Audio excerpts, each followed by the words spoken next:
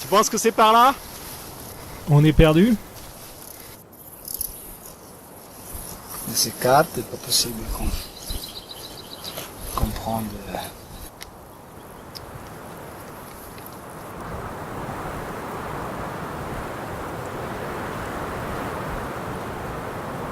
Tout est parti d'un simple constat. Actuellement, les Alpes ne disposent pas d'une cartographie harmonisée et la qualité des cartes est inégale. Pour parcourir la Via Alpina, dont les 5000 km de sentiers traversent 8 pays, rassembler une cartographie fiable est un vrai casse-tête. En comparant différentes cartes pour une même zone, on y voit des informations parfois contradictoires. Sur le terrain, on se rend compte qu'aucune carte n'est parfaite, ni complètement à jour. Elles sont pourtant chères, même les cartes numériques dont le coût de reproduction est faible.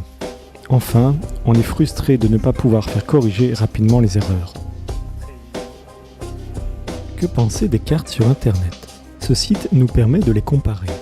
À gauche, OpenStreetMap, une carte réalisée par des centaines de milliers de contributeurs bénévoles. Un projet cartographique similaire à l'encyclopédie Wikipédia. OpenStreetMap contient en général plus de sentiers de randonnée, comme ici. Les contributeurs d'OpenStreetMap s'intéressent aussi aux refuges et aux abris non gardés. Ils répertorient même les panneaux destinés aux randonneurs, comme on le voit sur ces autres versions d'OpenStreetMap. De même pour les via ferrata et les téléskis. Il existe de nombreuses cartes différentes basées sur OpenStreetMap pour la randonnée à pied, à cheval, à vélo ou en VTT. Elles bénéficient toutes d'une base de données très riche, en ville, en montagne, ou dans les villages qui peuvent servir d'étape aux randonneurs.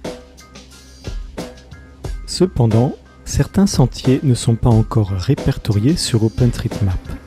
Nous décidons de faire un effort massif sur les tronçons occidentaux de la Via Alpina. La Via Alpina est un ensemble de 5 itinéraires internationaux de randonnée, 342 étapes, traversant 8 pays. Plus d'une étape sur 6 franchit une frontière. La Via Alpina est un projet de mise en œuvre de la Convention alpine. Signée en 1991 par les 8 États alpins et l'Union européenne, cette convention est le premier traité international consacré au développement durable d'une grande région transfrontalière. Des protocoles d'application définissent les mesures à adopter pour la protection et le développement durable des Alpes. La Via Alpina s'insère dans le protocole sur le tourisme. La Convention alpine est donc un moyen de rapprocher les pays. Mais ce rapprochement doit se faire aussi au niveau des simples citoyens, comme nous. Pour cartographier la Via Alpina, nous constituons une petite équipe internationale grâce à nos réseaux d'amis et aux clubs alpins de divers pays. Cela permet de se soutenir face à l'adversité. Chacun apporte ses compétences et sa sensibilité, permettant à l'équipe de s'enrichir. De nouvelles amitiés transalpines naissent.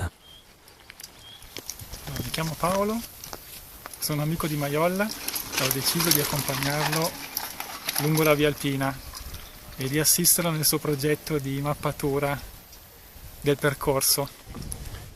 Certains se joignent à nous après avoir connu notre projet sur Internet.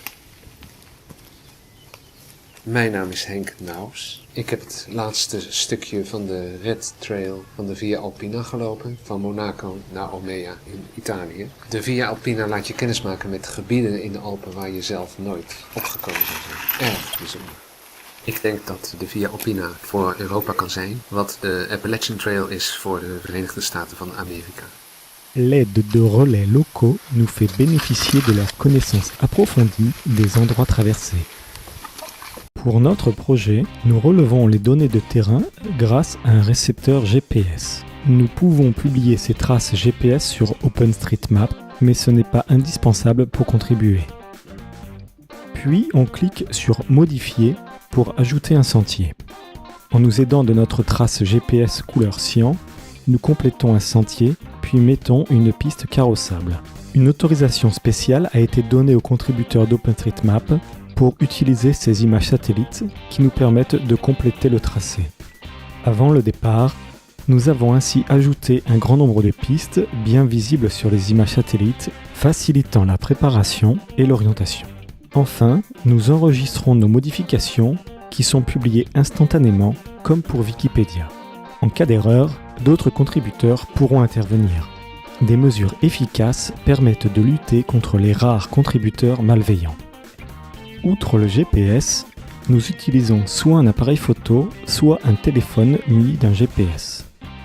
En combinant photos et données GPS, nous pouvons ainsi afficher toutes nos photos sur la carte. Nous utilisons pour cela JOSM, un puissant logiciel libre et gratuit. Comme la plupart des téléphones mobiles récents, le mien enregistre la position de la photo et sa direction, représentée ici par une flèche blanche. On ajoute les données, ici 3 bâtiments, ainsi que les toilettes que nous avions photographiées. Les éléments géographiques sont représentés par des points, des lignes ou des surfaces. On s'aide de l'image satellite, de nos photos et de diverses traces GPS. En comparant les données, on corrige les petites erreurs de positionnement de chaque source de données. On télécharge les données sur le serveur OpenStreetMap. On vérifie qu'elles ont été ajoutées. Quelques instants après, la représentation cartographique est mise à jour. Grâce à un système d'information géographique, nous avons planifié les étapes de notre randonnée en fonction de critères de longueur, durée, dénivelé, hébergement, accès au transport en commun, moyenne climatique, disponibilité de chaque participant et couverture téléphonique mobile. Et voici notre feuille de route visible sur Internet. Les divers paramètres comme les symboles de la carte que nous avons créée sont choisis en fonction des informations que nous voulons privilégier. Cette carte est aussi utilisable sur un téléphone et sur JOSM. Nous y avons aussi inscrit en violet les coordonnées GPS. Une fois imprimée, la carte est utilisable avec n'importe quel récepteur GPS, même quand on ne peut pas charger la carte dans la mémoire de l'appareil. Nous choisissons de faire quelques étapes en VTT. En allant plus vite qu'à pied, en particulier sur les pistes, nous cartographions dans la journée ce que nous ferions en 2 jours en marchant. Mais ce choix impose quelques contraintes. D'abord, du fait du poids des bagages, nous évitons les itinéraires trop techniques et il faut parfois se glisser entre les branches. Il nous arrive de devoir pousser. Mes sacoches me laissent les épaules libres, mais rendent mon vélo moins maniable.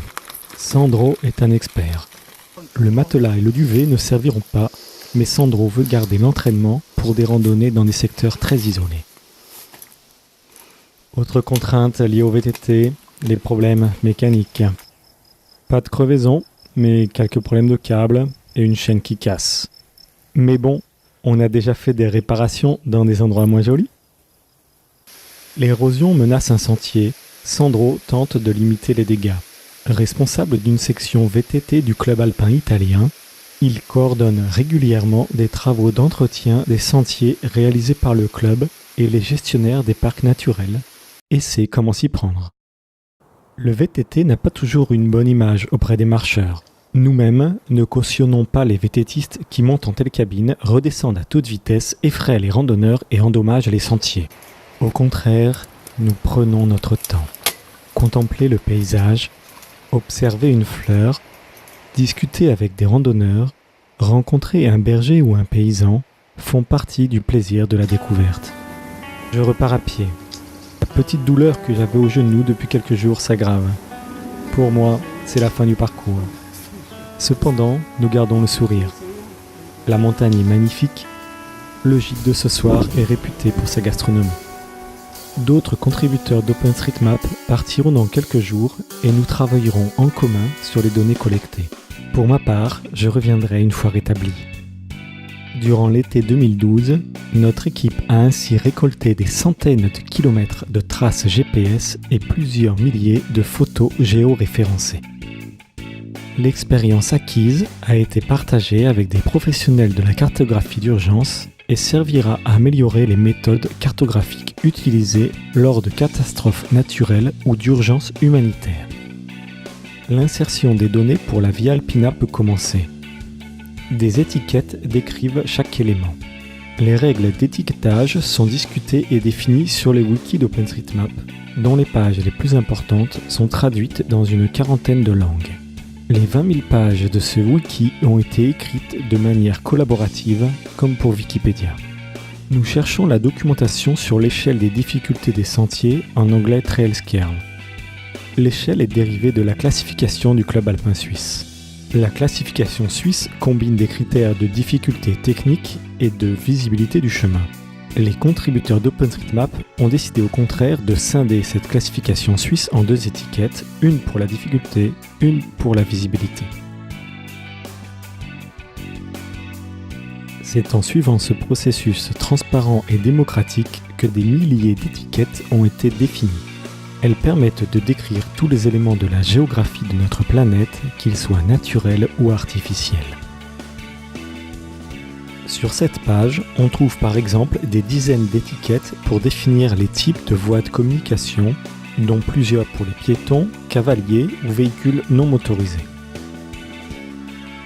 Nous y retrouvons le lien vers l'échelle de difficulté des sentiers de randonnée, ainsi qu'une échelle de difficulté pour le VTT, MTB Scale. Nous trouvons aussi des étiquettes relatives aux magasins en tout genre, très utiles pour les ravitaillements. À notre connaissance, OpenStreetMap est la seule carte qui s'intéresse à une si grande variété d'éléments géographiques. Outre le recours aux simples photos géoréférencées, nous utilisons une technique cartographique plus rarement employée. Une photo panoramique à 360 degrés nous donne des points de repère intéressants. On distingue ici le clocher d'une église que nous voulons ajouter dans OpenStreetMap. Le clocher est dans l'axe du pic de Chabrières.